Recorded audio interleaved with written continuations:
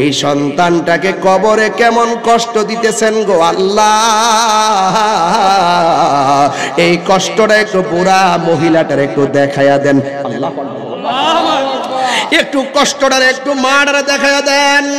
এবার আমার নবী হলো মুস্তাজিবুদ দাওয়া, নবী যখন দোয়া করে আল্লাহ ফিরাইয়া দেয় না, কথা কোন ঠিক কিনা? আমার আল্লাহর কাছে নবী দোয়া করতে দেরি, মা দাঁড়ায় রয়েছে, হাজার মানুষ তাকায় রয়েছে, আর এই দিক দিয়ে মার দুঃখিনীর সামনে কবরের আযাবটা বাইশা উঠছে। দুইটা আযাব মা দেখতেছে, অল বডিটা একবারে পুরতি পুরতি কয়লা হয়ে রয়েছে, আল্লাহু আকবার গন্না কেন? আর দুই নম্বর আযাবটা হলো তার এমন ভাবে বাইরেইতেছে কবরে, তার কান্নার আওয়াজ কান ধরে রাখা যায় না।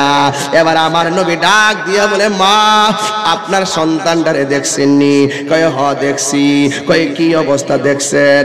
কয় দেখছি আমার পোলাডারে বাইরেইতেছে, দেখছি আমার পোলাডারে আগুন দিয়ে পুরাইতেছে, দেখছি আমার পোলাডারে মারতেছে।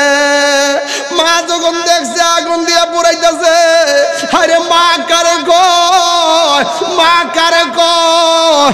নবী বলতেও হয় না, ওই মা আল্লাহরে ডাক দিয়ে গিয়ে, আল্লাহ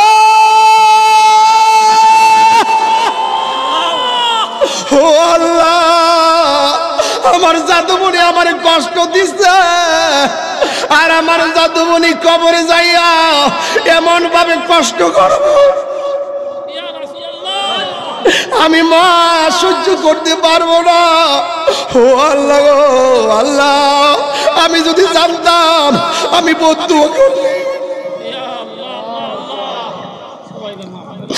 আমি বদদুয়া দিলে আমার সন্তান খবরের ভিতরে এমন ভাবে চলবে, আগে যদি জানতাম আমি কোনদিন আমার জাদু মনির এমন ভাবে বদদুয়া দিতাম না। আল্লাহ আমার যত কষ্ট দিছে গো, আমি আজকে বুঝলা গেলাম, আমি তোমার কাছে বদদুয়া দিলাম, আমার বদদুয়া উড্ডু কইরা নিলাম।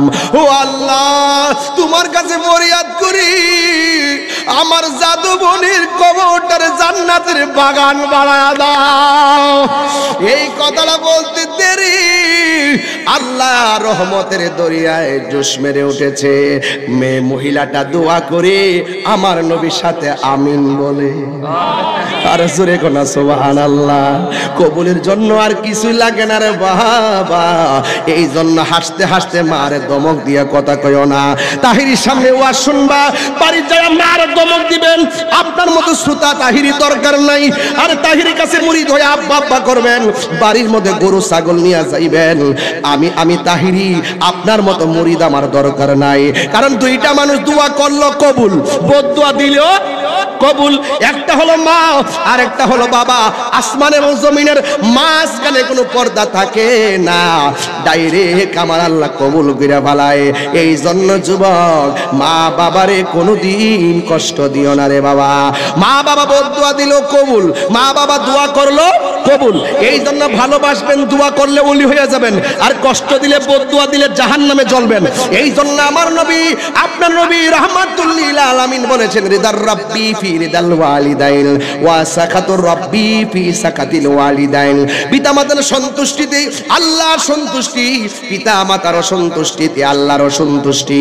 এই জন্যই তো আমার আল্লাহর ইবাদত হলো নামাজ। নামাজের পরে আমার আল্লাহ বলেছেন, ওয়াবিল ওয়ালিদাইনি ইহসানা, মা বাবার সঙ্গে ভালো ব্যবহার করো। এই জন্য সুনারগড়ের পৌরসভার তাফসীরুল কুরআন মাহফিলের সমাপনী দিবসে মুনাজাতের পূর্বে একটা কথা বলে দিই, তোমরা তো জানো না কোন জায়গায় তোমাদের মৃত্যু চলে আসবে। আজকে চুনারো ঘাটের মাহফিল, এই চুনারো ঘাটে আমাদের সামনে আজরাইল আসতে পারে কি পারে না? এ যুবক, গত রাত্রে আমার পরিবার আমাকে ফোন দিয়ে মেসেজ করেছে, আপনি কোথায়? আমি বলছি আমি বাড়িতে এসেছি জানাজা পড়াইয়া। রাত্র প্রায় 2:30 বাজে। তখন একটা মেসেজ করেছে যে আপনি বাড়িতে, আমরা বাড়িতে বৃষ্টি হইতেছে, ঘরের সামনে তো আম্মারে কবর দিছি, বৃষ্টির মধ্যে কেমনে আমার মা পড়ে আছে,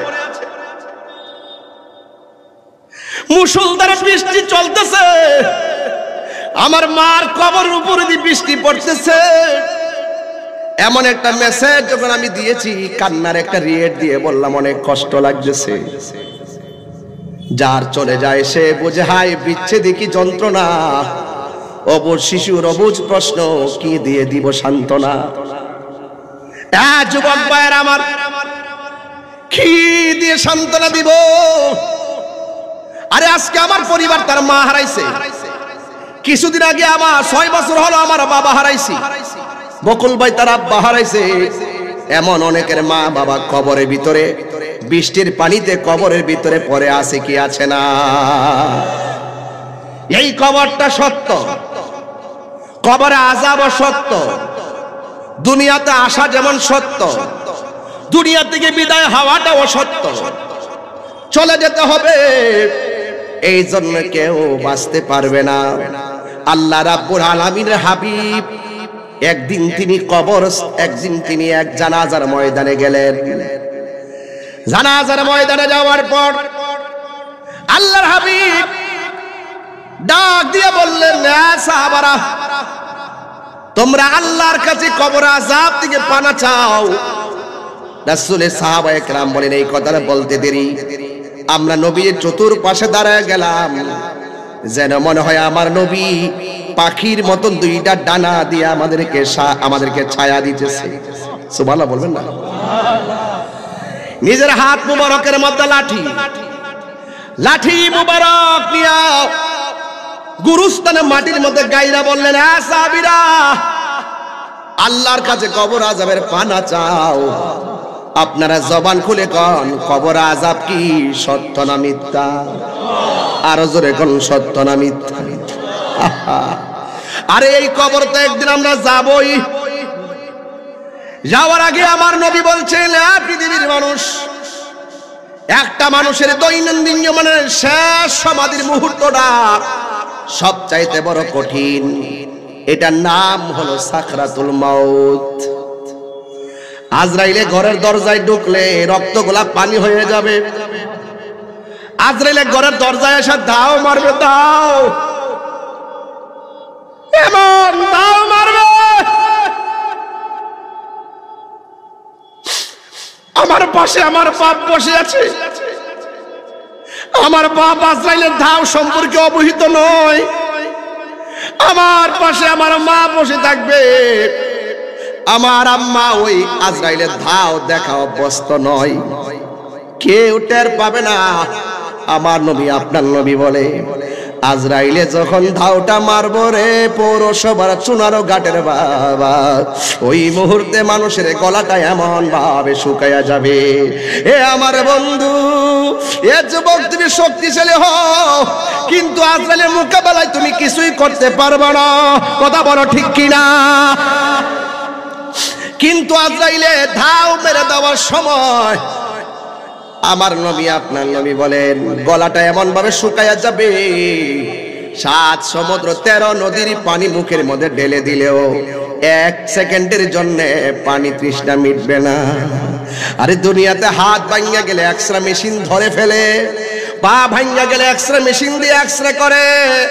আজরাইলে জমে যখন তোমার ধরব, হাড্ডিগুলো তস তস হয়ে যাইব, কিন্তু আপনার দুনিয়ার এমন কোন মেশিন নাই এটা ধরতে পারবে।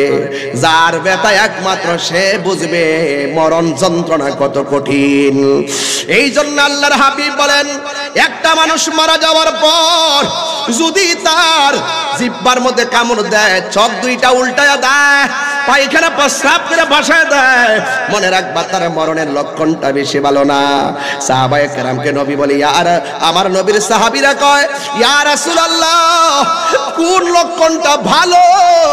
আমার নবী, আপনার নবী বলেন, সাহাবীরা রে, একটা মানুষের মারা যাওয়ার পর যদি দেখো, আমার দেশে দেখবেন কিছু মানুষ এর ক্ষেতের লাইনের মধ্যে ঘাস বাসে, আবার কিছু মানুষের ধান কাটে, চেহারা কালো।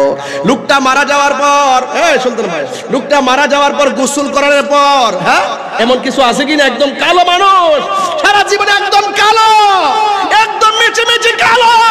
লোকটা যখন মারা যায়, গোসলটা দেওয়ার পর দেখা যায় তার চেহারায় যেন নূর ভাসতেছে। আল্লাহর হাবিব বলেন, এই লক্ষণটা যার দেখা যাবে, যার চেহারাটা নূরে নূরান্বিত হয়ে যাবে, যার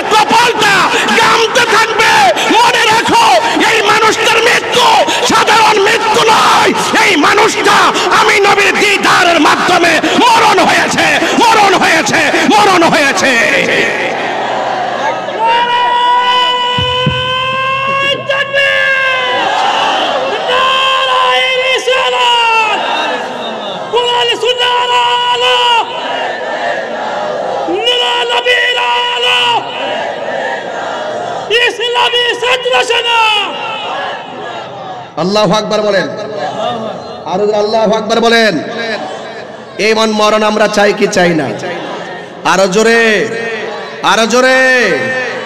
মরণের চিঠি যখন আসবে আমার, কালিমার তালকিন দিও বারে বার।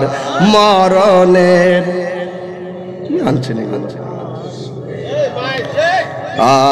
কালিমার তালকিন দিও বারে বার, প্রাণ ভরে দেখব। ভাই এ চুনারঘাটবাসী, এই পৌরসভাবাসী, চুনারঘাট, শাস্তাগঞ্জ, হবিগঞ্জ, যত জায়গা থেকে এসেছেন, আমার নবী আপনার সংকট কারে এই চুনারঘাটে ঘরে দিদার দেওয়ার ক্ষমতা আছে না নাই? আরো জোরে। নবীকে সেই ক্ষমতা দিয়েছেন কে? কিছু মানুষ আছে জাহেলে মুরাক্কাব, নাইবে শয়তান, ওরা বিশ্বাস করতে চায় না। ওরা ওয়াজের মধ্যে কিভাবে বলে নবীকে দেখলে জাহান্নামের আগুন হারাম হবে, কোনো দলিলে নাই। তিনবার বলেন নাউজুবিল্লাহ, নাউজুবিল্লাহ পড়েন, আরো জোরে নাউজুবিল্লাহ। নবীকে দেখলে গুনাহ মাফ হয় কি হয় না? নবীকে দেখলে জাহান্নামের আগুন হারাম হয় কি হয় না? আসলে ওরাও জানে কিন্তু মানে না। কথা কোন ঠিক কিনা? আবার কিছুদিন পরে আমরা যখন জাতামারা দৌড়ুম, লাস্টে কবে এক্সট্রিমলি সরি। এই জিনিসটা ওরা পারে, ওরা মাঝে মাঝে গিলাইতে চেষ্টা করে। যখন আমরা দড়ি পর আবার ভুল স্বীকার করে। কথা বলেন ঠিক না ঠিক? কষ্ট হচ্ছে আপনাদের? মরণের চিঠি যখন আসবে আমার, কালিমার তালকিন দিও বারে বার। মরণের বক্সটা একটা দিকে ফিরাও, ফিরে সাউন্ডটা ধরো। কালিমার তালকিন দিও বারে বার, প্রাণ ভরে দেখব চেহারা তো। কে কে নবীর দেখতে চান হাত তুলতেন না? প্রাণ ভরে দেখ, ভাতরান তোমার ডেকে নাও রওজা তোমার, রাসূলুল্লাহ কি উপায় হবে আমার, রাসূলুল্লাহ কি উপায় হবে আমার। তোমার দেশে যায় কত আশেকান, এও ধুম পড়ে আছি বাংলায়তন। তোমার দেশে যায় কত আশেকান, এও দম পড়ে আছি বাংলায়তন। যেতে পারলাম না আমি দেশেতে তোমার, যেতে পারলাম না আমি দেশেতে তোমার। দেখে নাও রওজা তোমার, রাসূলুল্লাহ কি উপায় হবে আমার, রাসূলুল্লাহ কি উপায় হবে আমার।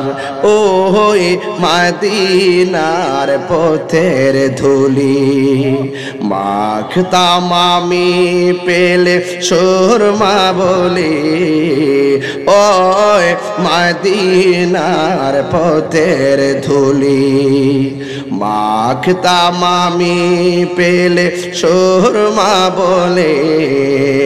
যেতে পারলাম না আমি দেশেতে তোমার, ডেকে নাও রওজা তোমার, রাসূলুল্লাহ কি উপায় হবে আমার,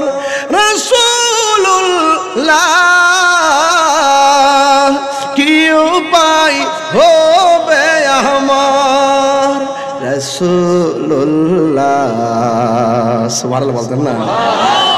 বাজার নবীর শান গাইলে কি খারাপ লাগে? নবীর শানটা গাইলে কলিজায় শান্তি লাগে কি লাগে না? আরে নবীর শান গাইলে রূপ ভালো হয় কি হয় না? ভালো করার মালিক কে? ভালো করার মালিক কে? এই জন্য আল্লাহ বলছেন, কি বলছেন?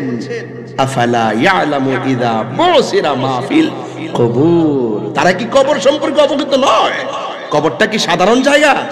হ্যাঁ, আলিমাত নাফসুম মা কদ্দামাত ওয়া আখারাত। এই কবর সেই জায়গা যেখানে যাওয়ার পরে তুমি পূর্বের পরে সবকিছু কিন্তু তুমি জানার মতো ক্যাপাসিটি আল্লাহ তোমাকে দিয়ে দিবে। কথা বলেন ঠিক না বেঠিক? গভীর মনোযোগ। এই বারজাখের কথা বলছিলাম। এই জন্য কবর দেশে যেতে হবে। কেউ আগে যাবে, কেউ পরে যাবে। আল্লাহ রাব্বুল আলামিন কোরআনের মধ্যে আরো কিছু আয়াত আছে, আমি বলে দিয়ে যাই। আল্লাহ রাব্বুল আলামিন বলে দিয়েছেন, সুম্মা আমাতাহু ফাআখবারা। তারপর তিনি তাকে মৃত্যু দেন এবং তাকে কবরস্থ করেন। আপনারা জবান খুলে বলেন, মৃত্যু দেওয়ার মালিক কে? আরো জোরে বলো কে? কেউ আগে যাবে, কেউ পরে যাবে, কিন্তু হায়াতের মালিক কে? আল্লাহ রাব্বুল আলামিন কোরআনে বলে দিয়েছেন, কাইফা তাকফুরুনা বিল্লাহি ওয়া কুনতুম আমওয়াতান ফাআহইয়াকুম সুম্মা ইউমীতুকুম সুম্মা ইউহয়ীকুম সুম্মা ইলাইহি তুরজাউন। আল্লাহ রাব্বুল আলামিন বলেন, তোমরা কিভাবে তোমাদের রবকে অস্বীকার করছো? তোমরা ছিলে মুর্দা। জবানটা খুলে বলেন, আমাদেরকে জীবন দিয়েছে কে? আল্লাহ বলে, আমি তোমাদেরকে জীবন দিয়েছি। জীবন দেওয়ার পরে আমি আল্লাহ তোমাদেরকে মৃত্যু দিব। আবার মৃত্যু দেওয়ার পরে আমার আল্লাহ কোরআনের মধ্যে বলে দিয়েছেন, আমি তোমাদেরকে আবার জীবন দিব। সুম্মা ইযা শাআ আনশারা। তারপর যখন তিনি ইচ্ছা করবেন আবার আল্লাহ তোমাদেরকে জীবন দিয়ে দিবে। জবানটা খুলে বলুন, জীবন দেওয়ার মালিক কে? আল্লাহ রাব্বুল আলামিন জীবন দিবেন। জীবন দেওয়ার পরে ওই কবরের মধ্যে আমাদেরকে শোয়াবে। শোয়াবার আগে গোসল আছে না নাই? আরো জোরে আছে না নাই? এ যুবক, আমি বলতে চেয়েছিলাম, আমাদেরকে আমার আল্লাহ মৃত্যু দেওয়ার পরে আমাদের আপনজনরা আমাদেরকে সুন্দর করে আতর লোবান পানি দিয়ে গোসল করায় দেওয়া হবে, গরম জল ঢেলে দেওয়া হবে, বড়ই পাতা সংগ্রহ করা হবে। এই চুনারুঘাটের বাজার থেকে এত সুন্দর কাপড়, পুরুষের জন্য 3টা কাপড়, মহিলার জন্য 5টা কাপড় আছে না নাই? আমাদের এত দুর্ভাগ্য, কাফনের কাপড়টা কেমনে কাটা লাগে সেটাও মুসলমান হইয়া জানি না। গোসলটা কোন নিয়মে করাইতে হয় মুসলমান হইয়া আমরা এটা শিখার জন্য চেষ্টা করি না। কথা বলেন ঠিক কিনা? আবার বাবার জানাজা, দাদার জানাজা, দাদির জানাজা মসজিদের ইমামরে ডাইকাই না জানাজার নামাজে পড়াইতে হয়, অথচ নিজে আমার বাবার জানাজাটা পড়াইবার জন্য ক্ষমতা অর্জন করতে পারলাম না। জবানটা খুললা কোন বাবার জানাজা সন্তান পড়াইলে লাভ আছে না না? আল্লাহর ওয়াস্তে এগুলো শিখে নিবেন, লজ্জা করবেন না, শিখে নিবেন। এইগুলা শিখতে একদিনও লাগে না। এই জন্য আজকে আমরা যারা শিখতে পারি না, আমাদের মতো দুর্ভাগা আর কেউ নাই। এই জন্য বন্ধুরে আমার, এবার আমার আপনার মরণের পরে গোসল দেওয়াইয়া খাটের মধ্যে শুহাইয়া জানাজার ময়দানের মধ্যে আমাকে নিয়ে যাবে। ও যুবকের দল, এই বিদায় শেষ বিদায় রে। 1 দিন 2 দিন 3 দিন ঘরের মানুষের কান্না ঠেলা রান্না হয় না, পাশের বাড়ি থেকে খাবার দেয়, কিন্তু 4 দিনের মাথায় আর 5 দিনের মাথায় 7 দিনের ঘরের বাজার বন্ধ থাকে না, বাজার চলতে থাকে। আপনার ঘরের বিয়ের অনুষ্ঠান বন্ধ থাকে না, বিয়ের আয়োজন চলতে থাকে। কিন্তু যেই লোকটা সংসার সাজাইয়া গেছে, ওই কবরের ভিতরে মানুষটা কেমন আছে আমরা দুনিয়ার পাল্লায় সব বলে গেলাম, কবরবাসীর খবর আমরা নিতে পারলাম না। কথা বলেন ঠিক কিনা? কবরের খবর নেওয়া লাগবে। আমার নবী, আপনার নবী রহমাতুল লিল আলামিন বলেন, এই কবর এমন একটা জায়গা যে কবরের ভিতরে বেনামাজি হইয়া গেলে অনেক শাস্তি আছে না নাই? আল্লাহর হাবিব বলেন, উম্মত বেনামাজি হইয়া কবরে গেলে তিনটা শাস্তি তোমার জন্য অবধারিত। এক নম্বরে কবরের মাটিটা ছোট হয়ে যাবে, কবরটা এমন সংকুচিত করে দেওয়া হবে তোমার ডান পাশের হাড্ডিগুলা বাম পাশের হাড্ডির ভিতরে ঢুকে যাবে। এমন ভাবে কবরের মাটি তোমার চাপ মারবে, তোমার কান্নার আওয়াজ পৃথিবী ভারী হয়ে যাবে। ঘরের পাশে কবর, কিন্তু খবর নেওয়ার সুযোগ নাই। এমন ভাবে মাটি তোমার চাপা মারবে, তোমার হাড্ডিগুলো একটার হাড্ডির ভিতরে আরেকটা হাড্ডি ঢুকে যাবে। এই জন্য শুরুতে আমি রব্বানি ভাই বলছিলাম, ইন্না বাতশা রাব্বিকা লাশাদীদ, নিশ্চয় আমার আল্লাহর দরা কি নরম না শক্ত। তো ওই আল্লাহটাকে আল্লাহ বলছেন, ইন্নাহু হুয়া ইউবদিউ ওয়া ইউঈদ।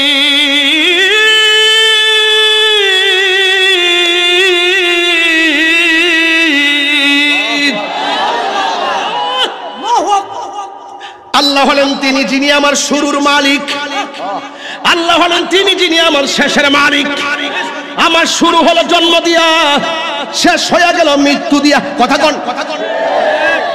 সেই রবকে আল্লাহ বলছেন, ওয়া হুয়াল গফুরুল ওয়াদুদু যুল আরশিল মাজিদ।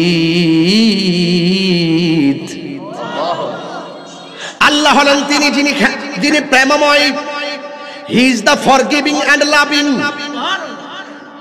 ফরগিভিং এন্ড লাভিং মানে হলো আল্লাহ হলো প্রেমময়, ওয়াদুদ এবং ক্ষমাশীল।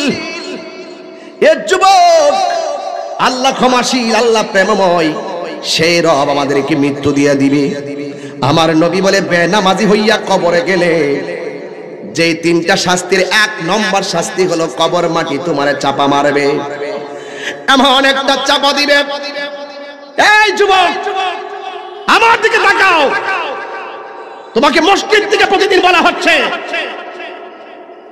আসসালাতু খায়রুম মিনান নাওম।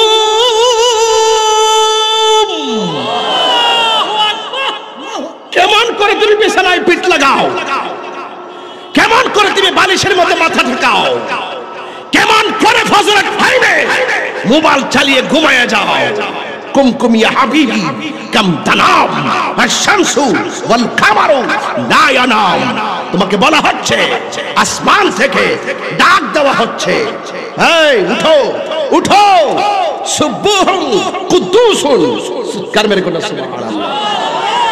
মুরুগ, জান্নাতি মুরুগ দুনিয়ার মুরুগের সঙ্গে তালে তাল লাগায়। মারহাবা জোরে বলবেন না? উঠো তুমি। এই যুবক আমি তোমাকেই বলছি, পায়ে হাত রেখে বলছি। আমাকে বলেছেন যুবকদের আইডল, আমাকে বলে তারুণ্য স্পৃহা। আমি ব্যথিত হই না, আনন্দিত হয়।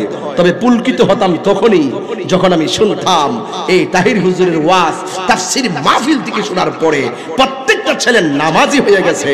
আমার মতন সৌভাগ্য আর এত খুশি মনে হয় কেউ হতো না। আজকে ওয়াদা করবেন, আমি বলছি একদম বিশ্লেষণমূলক আলোচনা করবো। চল একদম আজকে থেকে ওয়াদা, যা হয়েছে হয়েছে, আর আমরা নামাজ ছাড়বো না। উফরে বাইরে ভাই, কবর আযাব এত কঠিন। আমি একটা ঘটনা তুলবো একটু পরে। এই ঘটনাটা তিরমিজি শরীফের হাদিসটা পড়তে পড়তে আমি আসছি। বিষয় যে কি আমি কিন্তু জানি না। একটা ছেলের ফোন দিলাম, ভিডিও ম্যান জাহাঙ্গীরকে, যে তাড়াতাড়ি তুমি একটা কাজ করো। আমার মুরিদ বলছে যে পোস্টারটাতে বিষয় আছে কিনা পাঠাও আমার কাছে। বিষয়টা পাঠাইছে, কোরআনের কয়েকটা আয়াত আমি কোট করে নিয়ে আসছি। এতটুকু আমার লেখাপড়া। আমার লেখাপড়া টেবিলে বসে লেখাপড়ার বয়স এখন নাই। ছাত্র জীবনে যা পড়ছি এই হালকে একটু দেখি আর প্রয়োগ করি।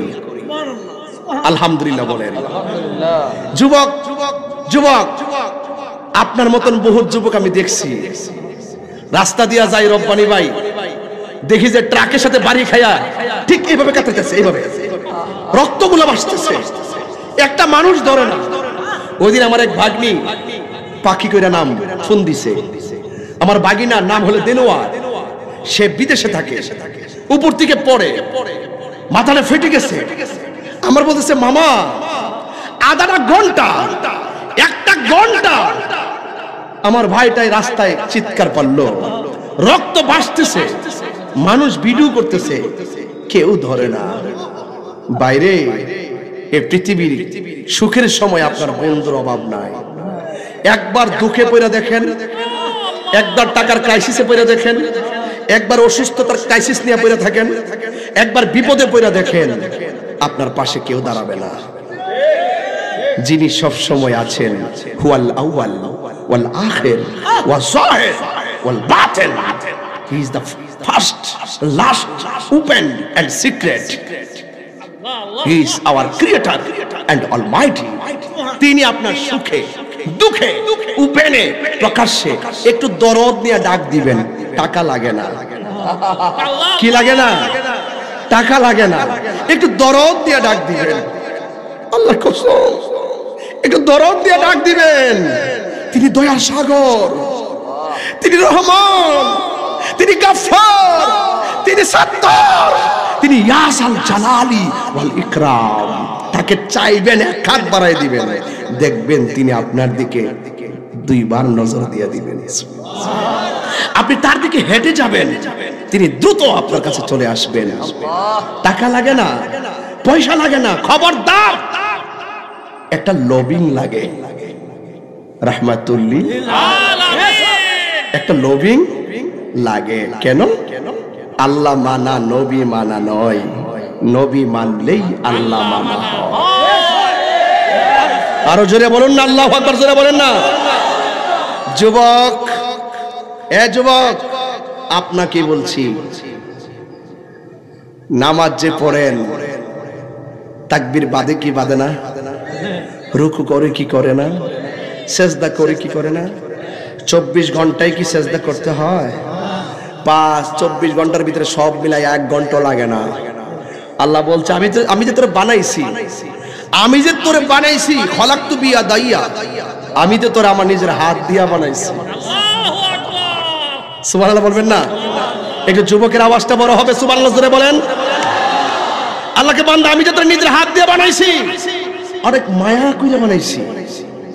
তুই যখন কপালটা ঠেকাই দেস, দেখ এটা বানাইছি আমার ডাক শোনার জন্য, এই দুইটা চোখ বানাইছি আমার সৃষ্টি দেখার জন্য, এই জবানটা বানিয়েছি আমাকে ডাক দেওয়ার জন্য, আর এই অল চেহারাটার ভিতরে একটা জায়গা বানাইছি, এটা কপাল। সুবহানাল্লাহ বলবেন না? এই কপালটা যখন জমিনে ঠেকাই দিয়া বলবো সুবহান রাব্বিয়াল আলা, তুমি আমার বান্দা, আমি তোমার রব, উঠবা আর গুনাহ মাফ হয়ে যাবে। এটা হাজিরা, হাজিরা, এটা নগদ। সুবহানাল্লাহ বলবেন না? এটা নগদ। 5 ওয়াক্ত নামাজ পড়লে সাধারণ বান্দা থেকে খাঁটি বান্দা হয়ে যায়। আর রাসূল বলছেন 5 ওয়াক্ত নামাজের পর যারা বেশি বেশি নফল ইবাদত করে এরা আর বান্দা থাকে না, এরা আল্লাহর বন্ধু হয়ে যায়। সেই বন্ধুদের মাজার ভাঙতে চাও, সেদিকে আমি পড়ে যাব। আমি খুব জেদি মানুষ, খুব রাগী মানুষ। সিন্নি খাইলা কার দ্বারা, মোল্লা চিনলা না। চুনারগড়ের মানুষ কি জিন্দা আছে? চাইলে নাসিরউদ্দিন শিপাশালার মাজার কেউ ভাঙতে পারবে? আহা, কেন আপনারা গজব ডেকে আনেন? নীল নদের পানি যেমন নীল না, আপনাদের মুখের ইসলাম ও ইসলাম না। আমি জানি সব, সারা জীবন আরে কত কথা কইলেন, আর এখন মন্দিরে যায় সুন্দর করে ইসলামী সঙ্গীত গান। এটা বন্ধ করেন, বন্ধ করেন, এগুলা হিন্দুদের সঙ্গে মস্কারি। এই মাহফিলে আয়সা যদি কোনো হিন্দু আয়সা গীতা পাঠ করে, আমরা কাছে ত্যক্ততা লাগবে না? তিক্ততা লাগবে না? এরা এদের স্বাধীনভাবে পূজা করবে, লাঠি লয়ে হারিতে নি, এটা কি অভ্যাস? এরা যে ডরা কুকুর সমাজে মোল্লার আমার গোড়ায় বাড়ি মারে, এদের স্বাধীনতা আঘাত করেন না, সাবধান কইয়া দিয়ে গেলাম। এই তামসা করেন না, তামসা করেন না, চালাকি করেন না। যদি ওলি আল্লাহর বিরুদ্ধে অবস্থান নেন আর পাবলিকরে ধোঁকা দিয়া বোকা বানাইতে চান, ফায়সালা আসমান থেকে হবে। ওয়া মাকারু ওয়া মাকারাল্লাহ।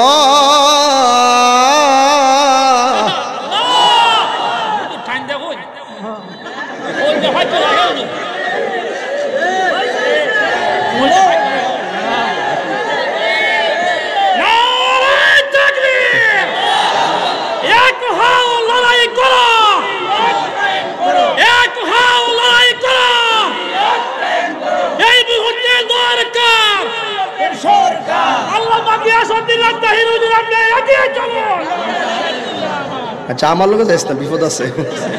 এমনি আমার বুঝতেছে টর্চ লাইট লাগাইয়া কোরআনটা ধরব, অসুবিধা নয় বাজান। আমি হইলাম সম্প্রীতি বান্ধব মানুষ, আমি রাষ্ট্র নিয়ে কাজ করি, সুন্নিয়তের খেদমত করি। কথা বলেন ঠিক কিনা? যেই নেতা আমার সুন্নিয়তকে ভালোবাসবে আমি তার স্যান্ডেল জিব্বা দিয়ে পরিষ্কার করে দিব।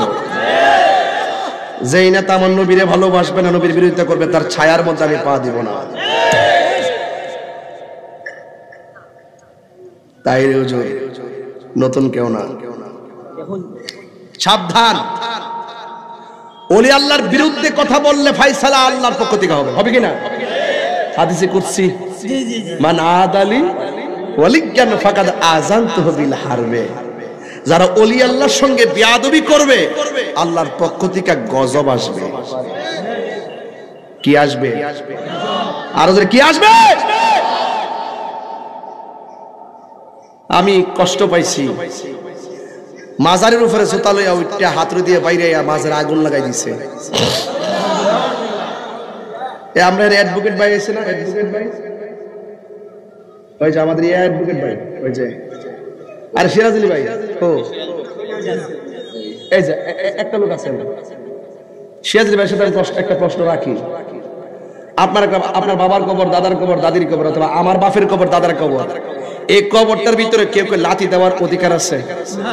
কথা কর, লাথি দেওয়ার অধিকার আছে? আচ্ছা ওলি আল্লাহ পরে বলবেন, আল্লাহ পাক ভালো জানেন।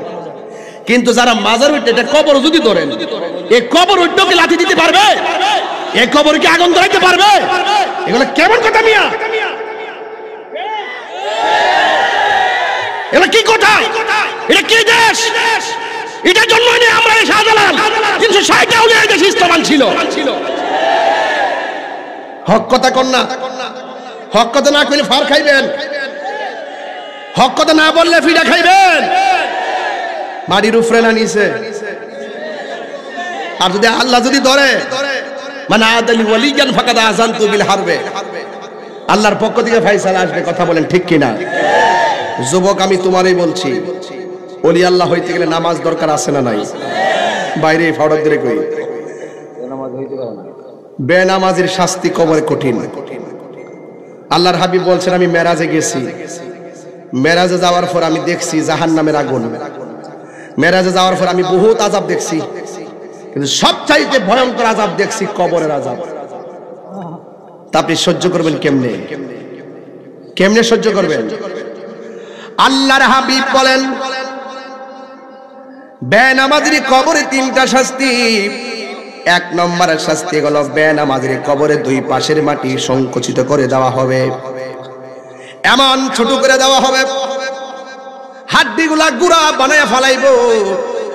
এমন জোরে আপনি একটা চিৎকার মারবেন, দুনিয়ার ডান থেকে বাম, বাম থেকে ডান, শিমাল থেকে জুনুব, মাশরিক থেকে মাগরিব, গোটা পৃথিবীর ভিতরে কবর আযাবে প্রকম্পিত হয়ে যাবে, কিন্তু মানুষের কানে সেই আওয়াজ আসবে না।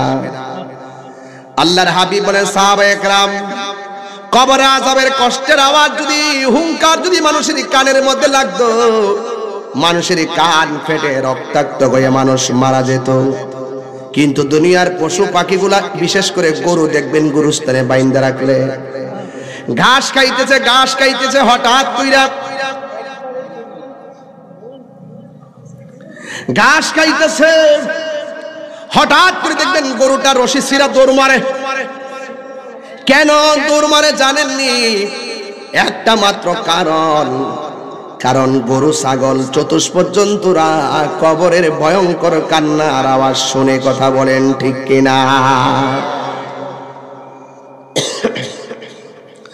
2 নম্বর আযাব হলো কবরের ভিতরে জাহান্নামের আগুন ধরায়া দেওয়া হবে, অর্থাৎ জাহান্নামের আগুন থেকে একটা উত্তাপ ঢুকায়া দেওয়া হবে। সোনারুঘাটের বাজারে যদি আগুন লাগা যায়, মানুষ যদি আগুন নিভাইতে না পারে, ফায়ার সার্ভিসে আইসা আগুন নিভাবে।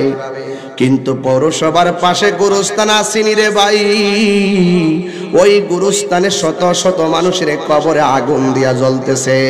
লন্ডন আমেরিকার দুনিয়ার কত টেলিভিশনের পর্দায় আগুন জ্বলার দৃশ্য দেখি, কিন্তু কবরের ভিতরে আগুন ধাউ ধাউ করে জ্বলতেছে, কিন্তু দুনিয়ার মানুষ যারা পরিমাণ দেখার এবং সহযোগিতা করার সুযোগ নাই। কথা বলেন ঠিক কিনা?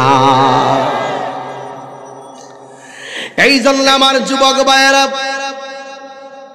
এই কবরের ভিতরে একদিন নয়, 2 দিন নয়, শত শত বছর আমরা পড়ে থাকবো, কোটি কোটি বছর পরে থাকবো। আমার নবী আপনার নবীকে প্রশ্ন করা হয়েছিল, ইয়া রাসূলুল্লাহ, নবী গো, কবরের প্রথম রাত কেমন হবে? সুবহানাল্লাহ বলবেন না? কবরের প্রথম রাতটা কেমন হবে? আপনারা জবান খুলে কোন আমার নবী দেখা এবং জানার ক্ষমতা আছে না নাই? আমার নবী বলে, ও সাহাবায়ে কেরাম, কবরের মধ্যে যখন লাশটা নামানো হবে, ইমানদার রূহটা আর বেঈমানের রূহটা তার বডির ভিতরে ঢুকায়া দেওয়া হবে। কবরের ভিতরে মানুষটা যদি ওই কবরের ভিতরে ইমানদার হয়, আমার নবী বলে ওই প্রথম রাতটা শুরু হবে 3টা প্রশ্ন দিয়া। কথা কোন ঠিক কিনা? এই 3টা প্রশ্নের ভিতরে 1 নম্বর প্রশ্নের নাম হলো মার রব্বুকা, তোমার রব কে? সোনারঘাটের বাবারা জবানটা খুলে বলেন, আমাদের রবের নাম কি? এই আওয়াজে মানি না, জবান খুলে কোন কি? ওয়া ইলাহুকুম ইলাহু ওয়াহিদুন লা ইলাহা ইল্লা হুয়ার রহমানুর রহিম। যিনি ছিলেন, তিনি আছেন, তিনি থাকবেন। জবানটা খুলে বলুন তিনি কে? এই জন্য ওই আল্লাহর প্রশ্নটা প্রথম করা হবে, মার রব্বুকা, তোমার রব কে? জবানটা খুলে কোন তিনি কে? এরপরে বলবে তোমার দিন কি? ওয়ামা দিনুকা, তোমার ধর্ম কি? সে বলবে দিনী আল ইসলাম, আমার ধর্মের নাম হলো ইসলাম। এরপরে প্রশ্ন করা হবে, ওয়ামা কুনতা তাকুলু ফি হাক্কি হাযার রাজুল, এই যে লোকটা বসে আছে, এই লোকটা সম্পর্কে তুমি কি ধারণা করতে? ইমানদার বলবে, তিনি তো সেই নবী যিনি আমাদের কাছে আমার আল্লাহ সাক্ষী দিয়েছেন, তিনি তো সেই নবী যিনি আমাদেরকে আখিরাতের কথা বলেছেন। জোরে জোরে কে সুবহানাল্লাহ বলা যাবে না? আল্লাহ ডাক দিয়া বলবে, ও ফেরেশতারা রে, জান্নাতের ভিতরে যা, জান্নাতের ভিতরে যাইয়া সুন্দর একটা গালিচা নিয়ে আমার প্রেমিকের নিচে বিছায়া দে। ওই গালিচার মধ্যে সোনারঘাটের ইমানদার ঘুমায়া যাবে। এমন ভাগ্য আমরা নসিব হইব নি গো নবী, এমন নসিব আমরা সোনারঘাটের তাফসীর মাহফিলের আশিকদের নসিব হইব নি গো নবী। ইয়া রাসূলুল্লাহ, জীবনে কত নবী নবী করছি, মরণের ঘাটে আপনার দিদার হইব নি। জীবনে কত নবী নবী করছি, কবরের ভিতরে আপনার দিদার নসিব হইব নি। আল্লাহ বলবে, ও ফেরেশতা, আমার প্রেমিকটা কবরে কেমনে থাকবো? জান্নাত থেকে সুন্দর একটা গালিচা বিছায়া লইয়া আইনা সুন্দর করে বডির নিচে নামায়া দে। বডির নিচে বিছায়া দেওয়ার পরে জান্নাতের গালিচার মধ্যে শুয়া যাইব। শুয়ার পরে ডান কাত হইব, ডান কাত হওয়ার পরে দেখবে একটা নূরের বাতি জল জল করতেছে। আল্লাহু আকবার বলেন। এবার ইমানদারদের পাওয়ার কি কবরে কম না বেশি? আরো জোরে বলো, কম না বেশি? ইমানদার বলবে, ও আলো, আমার ডানে মাটি, বামে মাটি, উপরে মাটি, নিচে মাটি, তুমি কেমনে গো আমার ভিতরে ঢুকলা?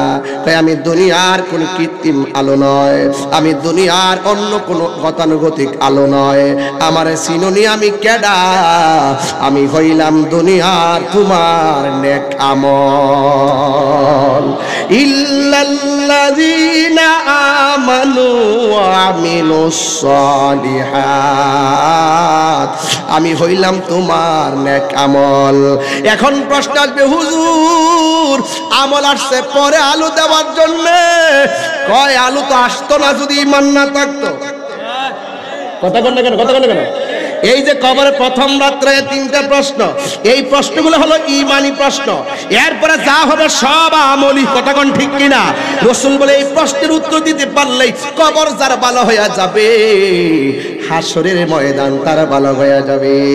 ঈমানদার বলবে, আমি যখন ডান কাতের মধ্যে রে ভাইজান, আমি যখন এমনি শুইলাম, আমি দেখলাম একটা আলো এমন ভাবে আলো দিতেছে, আমার কবরের মধ্যে কোনো অন্ধকার নাই। এই আলোটারে জিজ্ঞাসলাম, তুমি কেডা? আমি হইলাম তোমার ঈমানের অলংকার, নেক আমল। এরপরে আমি আবার বাম কান্দে গেলাম ঘুমাইবার লাইগা, আবার দেখলাম আরেকটা আলো জ্বলতেছে। আমি জিগাইলাম, তুমি কেডা গো? কই আমারে তুমি চিনো না, আমি হইলাম তোমার দুনিয়ার কোরআন তেলাওয়াত। আর জোরে জোরে কন্যা সুবহানাল্লাহ। ইন্না নাহনু নাযালনা যিকরা ওয়া ইন্না লাহু লাহাফিজুন।